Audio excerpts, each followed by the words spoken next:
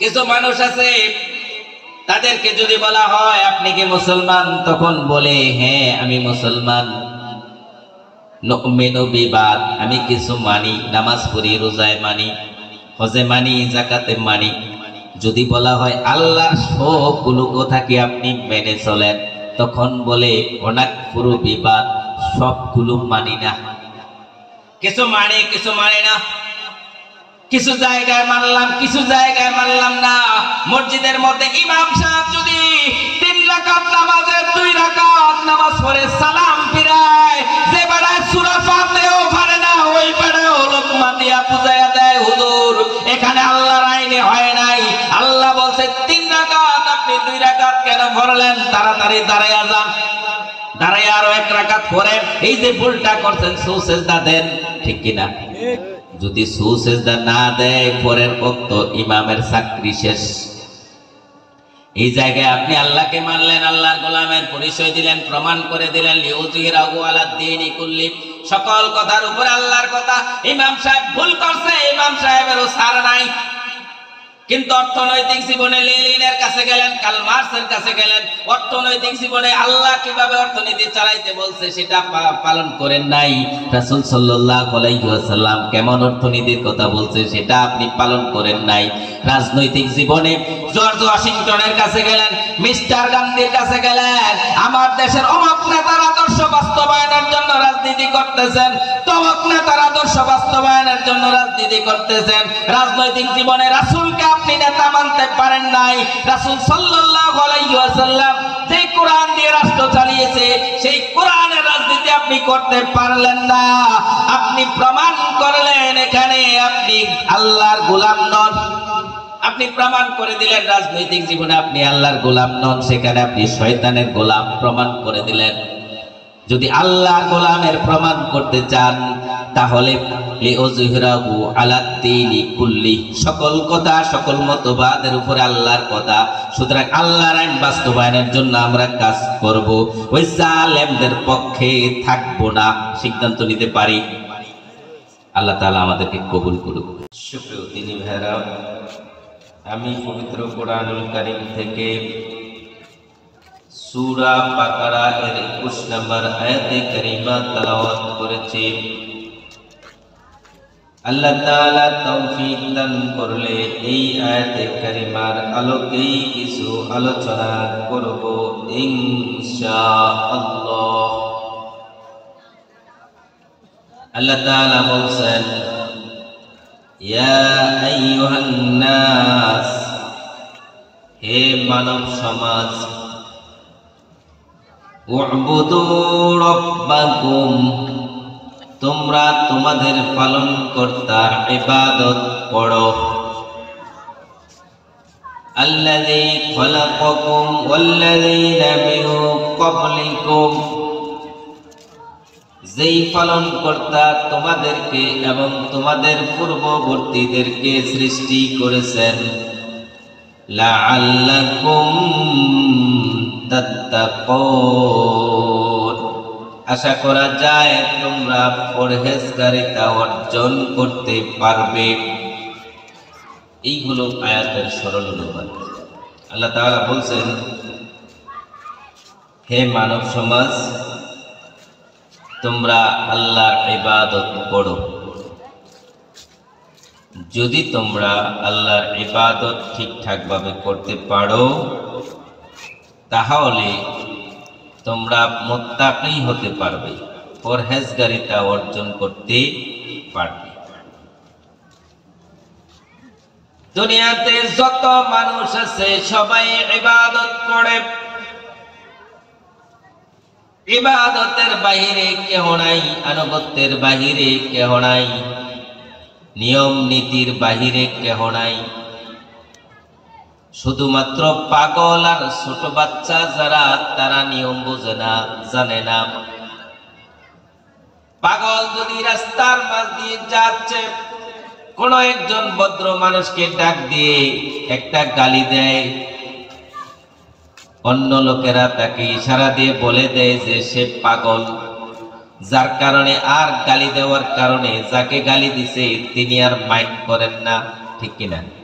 সে নিয়ম বুঝে না, জানে না যে এইভাবে গালি দেওয়া যায় না, এটা তার হিতাহিত জ্ঞানে কাজ করে না। আর ছোট বাচ্চা, সেও নিয়ম বুঝে না। ছোট বাচ্চা যদি আপনার কোলে উঠলো, উঠে আপনার টুপিটা টান দিয়ে নিয়ে গেল, দাড়ির মধ্যে টান মারলো, আপনি কি রাগ করেন? কারণ সে ছোট মানুষ, বুঝে না। এই দুইটা শ্রেণী বাদ দিয়ে সবাই নিয়ম মেনে চলে, সবাই শৃঙ্খলা মেনে চলে, কেউ বাদ নাই। এদিনে দুনিয়াতে যত মানুষ আছে সবাই নিয়ম শৃঙ্খলা মেনে চলে, সবাই ইবাদত করে। কেহ ইবাদত করে আল্লাহর, আর কেহ ইবাদত করে শয়তানের। যারা আল্লাহর ইবাদত করে তারা আল্লাহর ইবাদতকারী হওয়ার কারণে আল্লাহ তাআলা তাদেরকে জান্নাত দেবেন। আর যারা আল্লাহর ইবাদত করে না, পক্ষান্তরে তারা শয়তানের ইবাদতকারী হয়ে যায়, যার কারণে তাদের অবস্থান হলো জাহান্নাম। একটা পক্ষ আল্লাহর ইবাদত করে, আরেকটা পক্ষ শয়তানের ইবাদত করে। আল্লাহ তাআলা বলছেন সূরা নিসা ৭৬ নম্বর আয়াত, ইন্নাল্লাযীনা আমানু ইউকাতিলুনা ফী সাবিলিল্লাহ, যারা ঈমানদার তারা কাজ করে, লড়াই করে, চেষ্টা করে, প্রচেষ্টা করে আল্লাহর রাহে, আল্লাহর কথা মতো তারা কাজ করে। আল্লাহ যা নিষেধ করেছেন তা তারা করে না, আল্লাহ যা আদেশ করেছেন তা তারা সবগুলো আদেশ পুঙ্খানুপুঙ্খভাবে পালন করে। ওয়াল্লাযীনা কাফারু ইউকাতিলুনা ফী সাবিলিত তাগুত, আর যারা কুফরি করে, যারা কুফরির সাথে জড়িত, তারা শয়তানের পক্ষ হয়ে কাজ করে। শয়তান যেভাবে তাদেরকে ফুসলায়, শয়তান যেভাবে তাদেরকে তাড়িত করে, ওই আলোকেই তারা কাজ করে। দুটা দল দুই ভাগে বিভক্ত, একটা দল আল্লাহর ইবাদত করে, আরেকটা দল শয়তানের ইবাদত করে। যারা আল্লাহর ইবাদতকারী তাদের জন্য আল্লাহ বানিয়েছেন জান্নাত, আর যারা শয়তানের ইবাদতকারী তাদের জন্য বানাইছেন জাহান্নাম। ফারিকুন ফিল জান্নাতি ওয়া ফারিকুন ফিস সাঈর,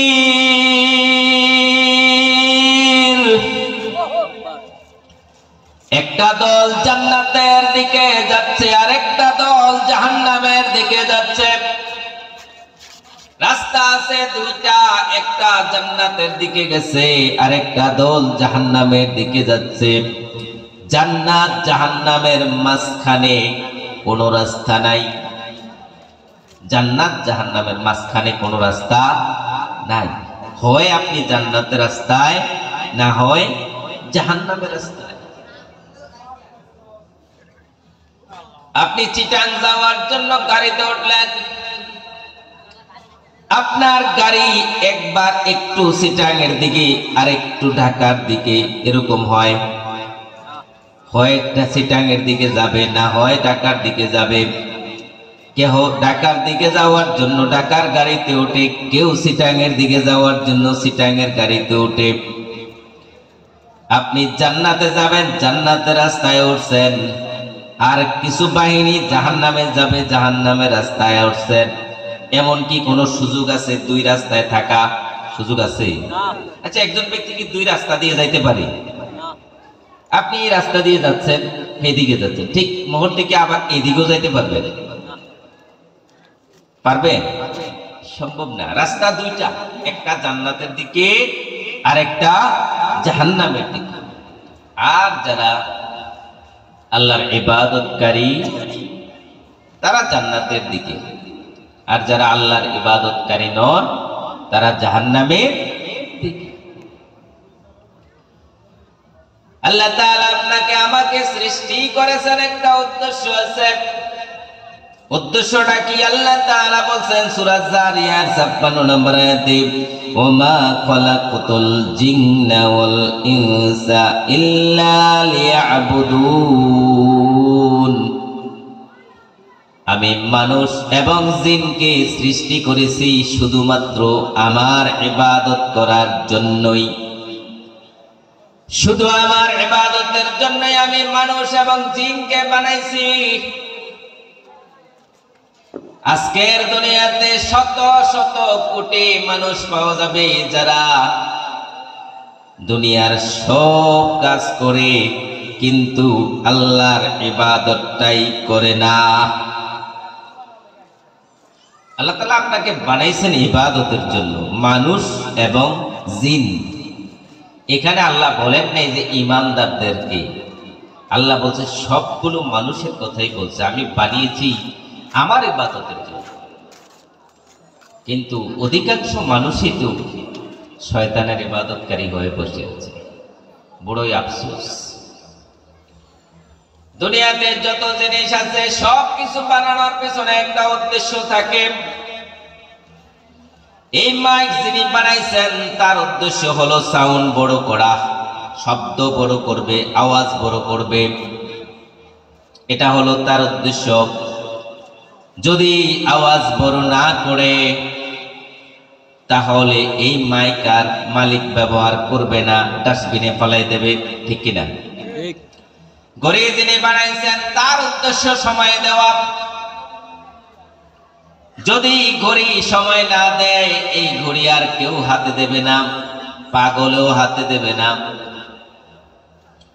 এটা সময় দেওয়া, এটা তার উদ্দেশ্য। যদি সময় না দেয় এটাকে ফেলে দেয়।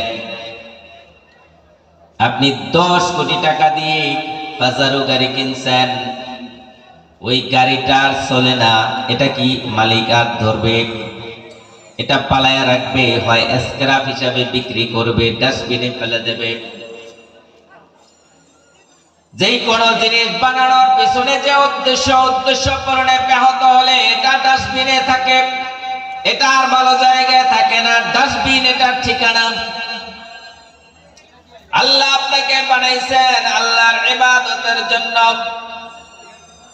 আপনি আমি যদি আল্লাহর ইবাদত না করি, আপনার গন্তব্য হলো ডাস্টবিন, সেটার নাম হলো জাহান্নাম, সেটার নাম জাহান্নাম।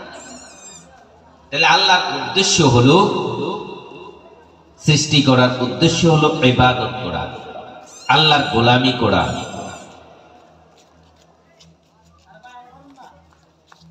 এটা হলো আল্লাহ তাআলার উদ্দেশ্য। এখন যদি গোলামি না করেন তাহলে আপনার অবস্থানটা ডাস্টবিন, সেটা হলো জাহান্নাম। তাহলে ইবাদতকারী হতে হবে জান্নাতে যেতে হলে, ঠিক না? এবার ইবাদতের পরিচয়টা আমরা একটু জানি। ইবাদত বলতে আমরা নামাজ, রোজা, হজ, যাকাত, এই কয়েকটা জিনিসকে ইবাদত ধরে আছি। ইবাদত যে ব্যাপক বিষয় এটা আমরা জানি না। ইসলামের সবগুলো বিধান মানার নাম ইবাদত, এটা না জানার কারণে দেখা যায় নামাজি মানুষ, হাজী সাহেব, বাবা মারা গেছে 10 বছর হয়ে গেছে, বোনের অংশের ভাগটা এখনো দেয় না, আটকাইয়া রেখে দিছে, আছে না? বোনে যখন অংশের জন্য আসে বলে অংশ নিলে ধ্বংস হয়, এবার খাইলে ধ্বংস হইতো না, বইনেরটা খাইলে বইনে ধ্বংস হইল, এবার আর তো অংশ না।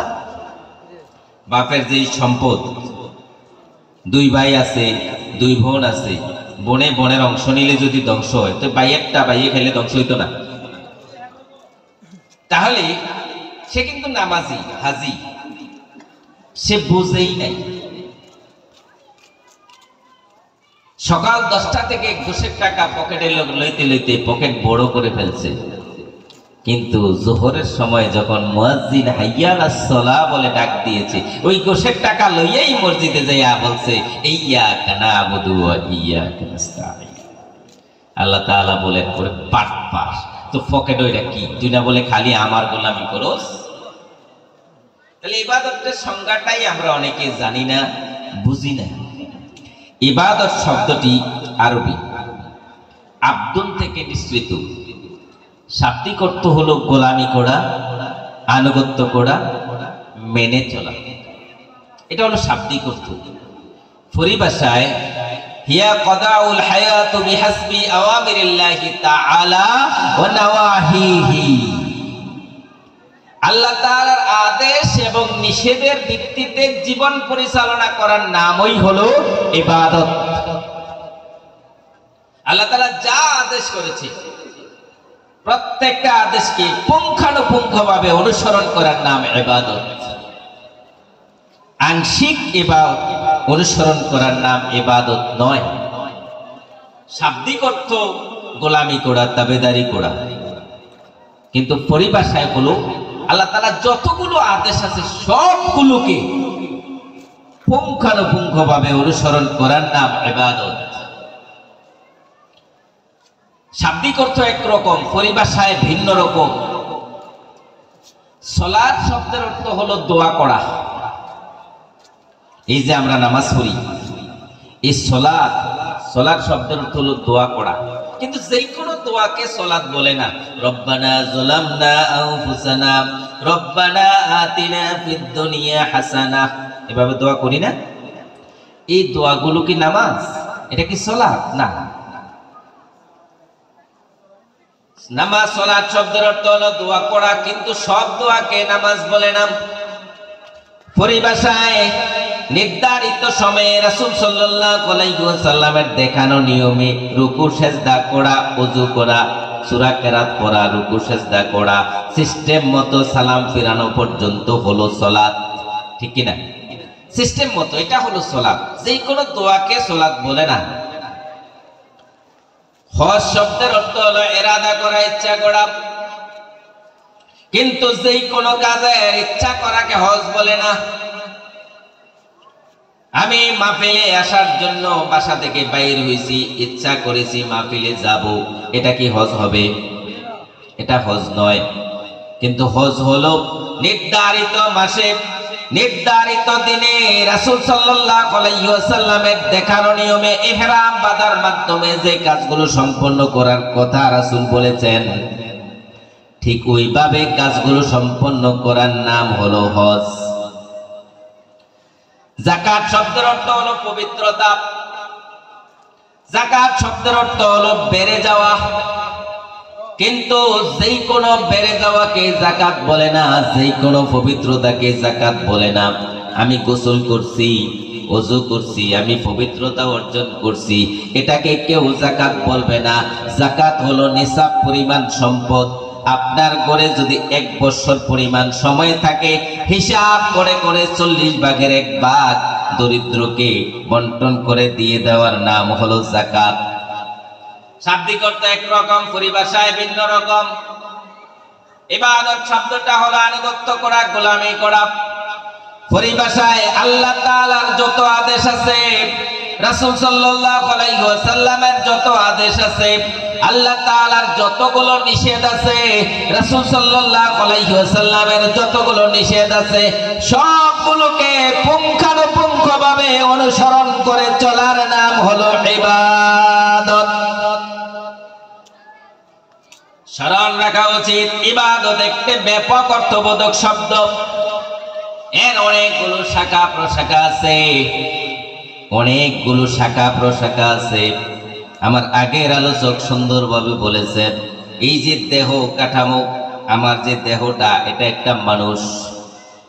এই দেহে হাত আছে, পা আছে, কান আছে, চোখ আছে, কর্ণ আছে, জিহ্বা আছে, মগজ আছে, কলিজা আছে, ফুসফুস আছে, কিডনি আছে।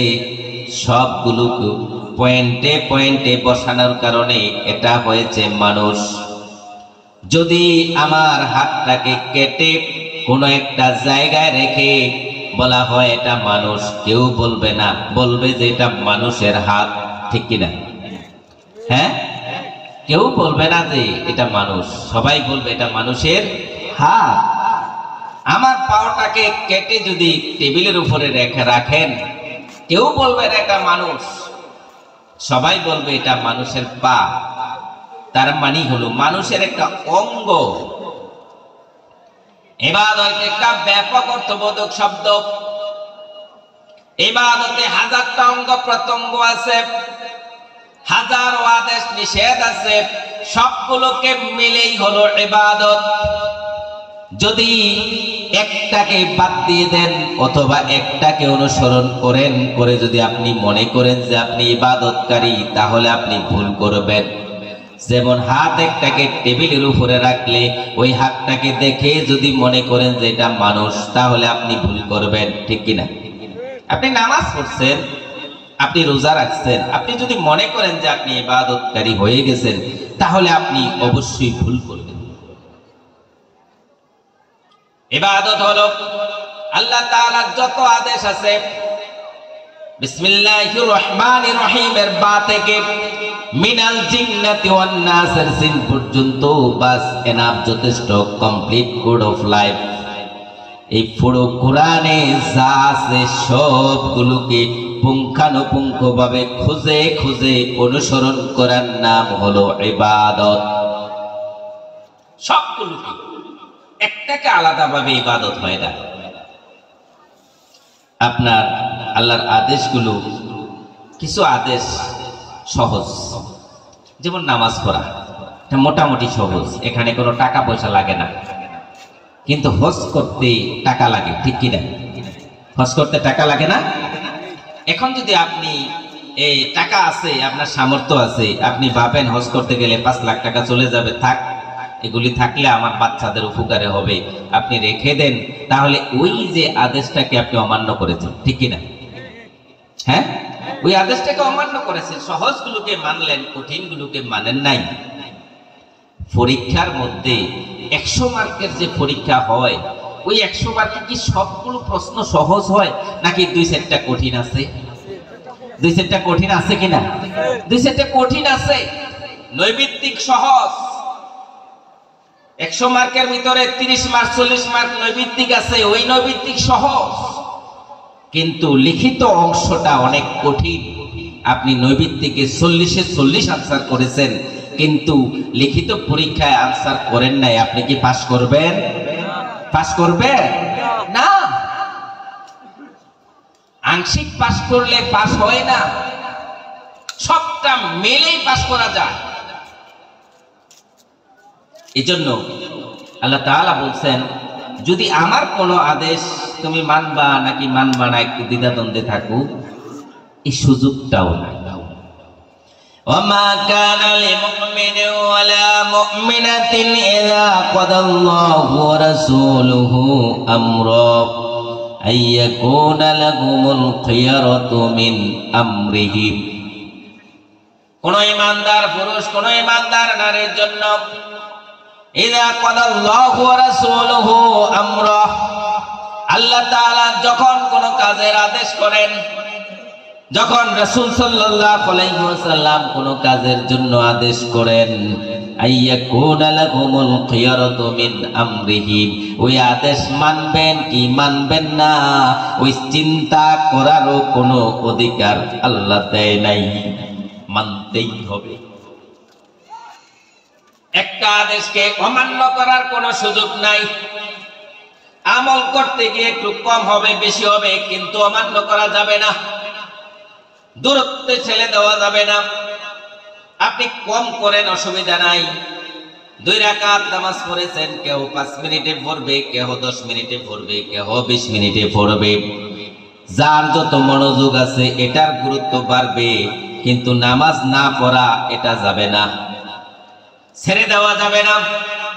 আপনি সময় কম দিয়ে পড়েন, কেউ বেশি সময় দিয়ে করে।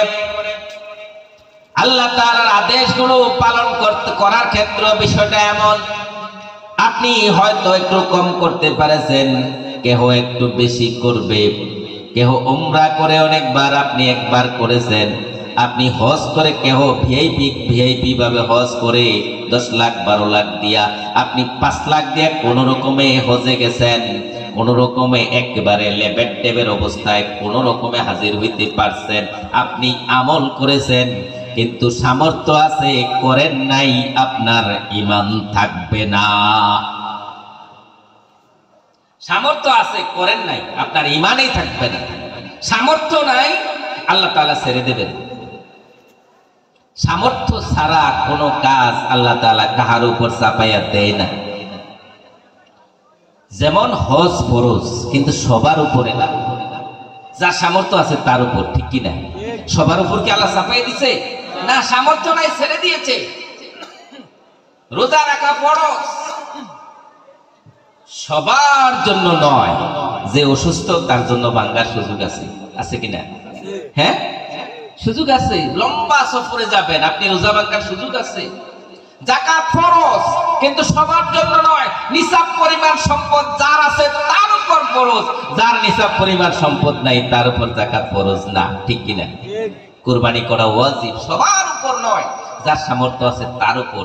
যার সামর্থ্য নাই, আল্লাহ বলছে তুমি কুরবানি করতে পারো আর না পারো, যারা কুরবানি করে তাদের মাংস তোমার জন্য বৈধ।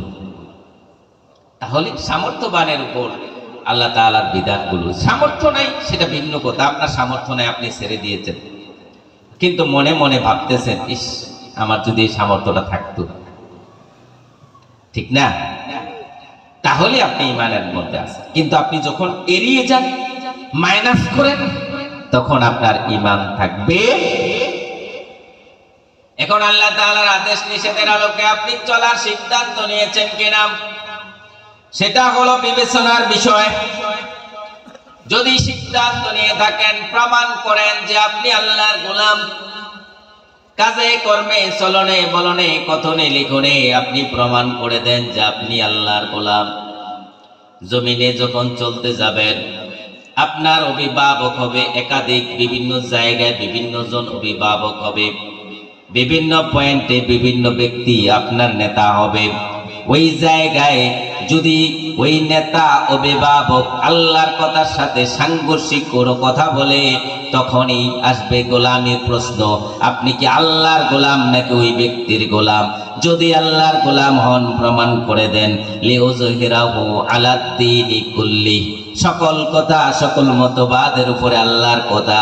সুতরাং আল্লাহর কথাকে আমি প্রাধান্য দিলাম, ওই ব্যক্তির কথাকে মাইনাস করলাম। লিউযহিরাহু আলাদ-দীনি কুল্লি, সকল কথা সকল মতবাদের উপরে আল্লাহর কথা, ঠিক কিনা?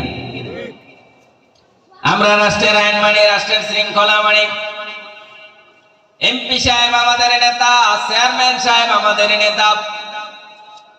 এমপি সাহেব ততক্ষণ পর্যন্ত আমার নেতা, যতক্ষণ পর্যন্ত সে আল্লাহর কথার সাথে সাংঘর্ষিক কোনো কথা না বলবে।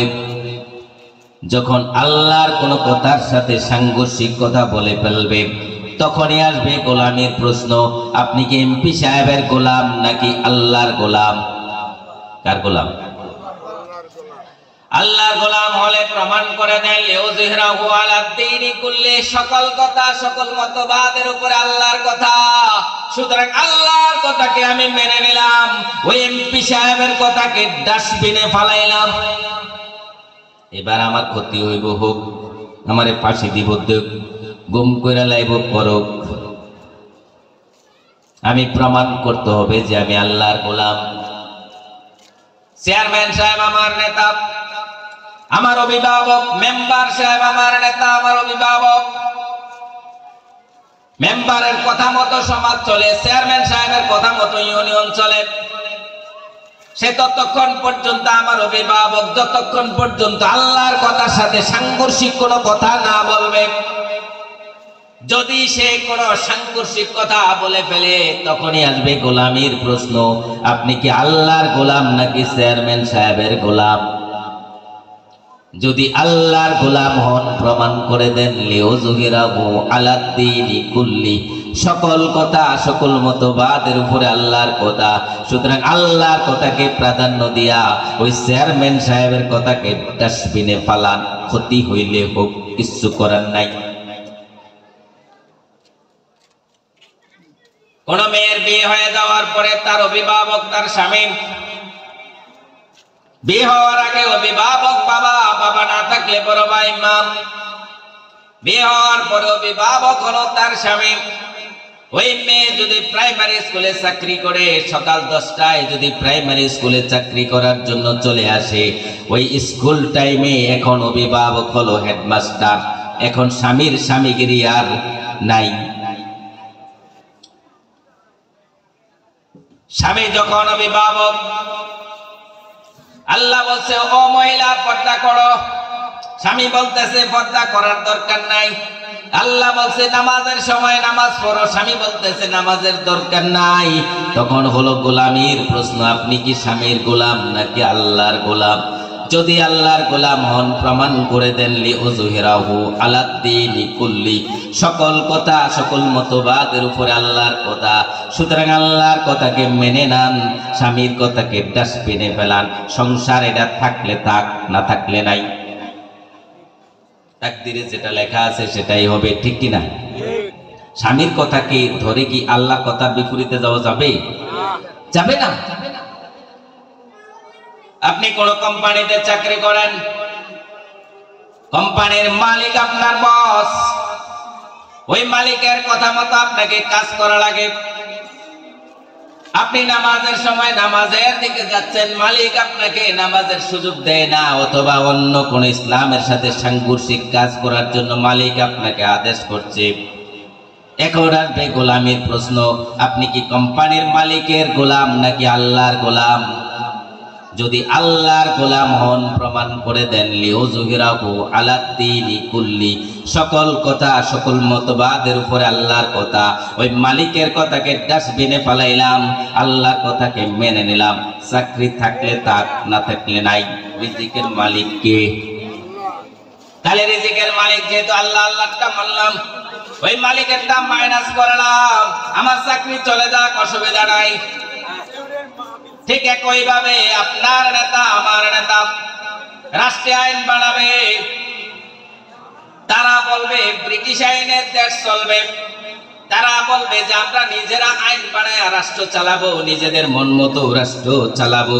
আল্লাহ বলতেছেন আলা লাহুল খালকু ওয়াল আমরু, সৃষ্টি যার, আইন চলবে শুধু তার। সৃষ্টি করেছেন কে? আইন চলবে কার?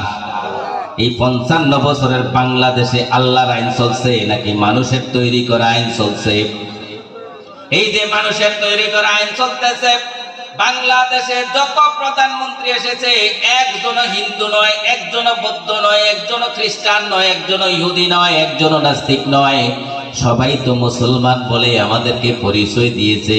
যত রাষ্ট্রপতি ছিল কেউ তো হিন্দু না, কেউ তো বৌদ্ধ না, কেউ তো খ্রিস্টান না, কেউ তো ইহুদি না, কিন্তু সবাই তো মুসলমান দাবি করেছিল। কিন্তু মুসলমান দাবি করেও আল্লাহর আইনে তারা কেন চালাইলো না? এই যে চালায় নাই, তারা আল্লাহর আইন বাস্তবায়ন করে নাই। এই নেতারা আপনার সামনে আসছে, আপনি যদি নেতার কথা শোনেন, নেতার কথা শুনে আল্লাহর আইনের বিপরীতে চলে যান, আল্লাহর আইন যারা বাস্তবায়ন করতে চায় তাদের বিপরীতে চলে যান, তাহলে আপনি প্রমাণ করলেন আপনি নেতার গোলাম, আল্লাহর গোলাম হতে পারলেন না। যদি আল্লাহর গোলাম হতে চান প্রমাণ করে দেন লিউযহিরাহু আলাদ্দীনি কুল্লি, সকল কথা সকল মতবাদের উপরে আল্লাহর কথা। সুতরাং আল্লাহর কথাকে আমি মেনে নিলাম, ওই নেতাদের কথাকে মাইনাস করলাম। অসুবিধা হইলে হবে, কিছু করার নাই। যারা আল্লাহর আইনের কথা বলে, যারা আল্লাহর আইন বাস্তবায়ন করতে চায়, আলা লাহুল খালকু ওয়াল আমরু, সৃষ্টি যার, আইন চলবে শুধু তার। এই আল্লাহর আইন যারা বাস্তবায়ন করতে চায় তাদের পক্ষ মাইনাস করে আপনি জালেমদের পক্ষ নিলে ঈমান থাকবে না। যেমন এইভাবে নামাজ পড়েন নাই কিন্তু মনে মনে কষ্ট পাইতেছেন নামাজটা পড়তে পারি নাই, তাহলে আপনার ঈমান যাবে না। কিন্তু যদি নামাজ পড়েন নাই মনে মনে কোন নামাজের দরকার নাই, ঈমান নাই। আপনার কোরআনের আইন আমার দেশে চলছে না, আপনি যদি মনে মনে ভাবেন মুসলমান তো আমরা, কোরআনের আইন চলা দরকার, আল্লাহর আইন চলার কথা ছিল। 90% মুসলমানের দেশে আল্লাহর আইন কেন চলে না? আমরা তো আল্লাহর আইন চালানোর জন্য কাজ করা দরকার ছিল, এটা আমাদের উচিত ছিল। এই চিন্তা যদি আপনি করেন তাহলে ঈমান যাবে না। যদি মনে করেন যে আল্লাহর আইনের দরকার নাই, তাহলে ঈমান শেষ, কাফের। আমার ভাইয়েরা, ইসলাম মানার ক্ষেত্রে আপনাকে পুঙ্খানুপুঙ্খভাবে মানা লাগবে। একটা পয়েন্টে আপনি বিভক্তি হওয়ার সুযোগ নাই, একটা পয়েন্ট অমান্য করার সুযোগ নাই। যদি আপনি একটাকে অমান্য করেন, ঈমান নাই, ঈমান নাই। আল্লাহ তাআলা বলেন সূরা নিসা এর 150 151 নম্বর আয়াত, আল্লাহ বলেন ওয়া ইয়াকুলুনা নুমিনু বিবাদ ওয়া নাকফুরু বিবাদ ওয়া ইউরিদুনা আইয়াত্তাখিযু বাইনা যালিকা সাবিলা।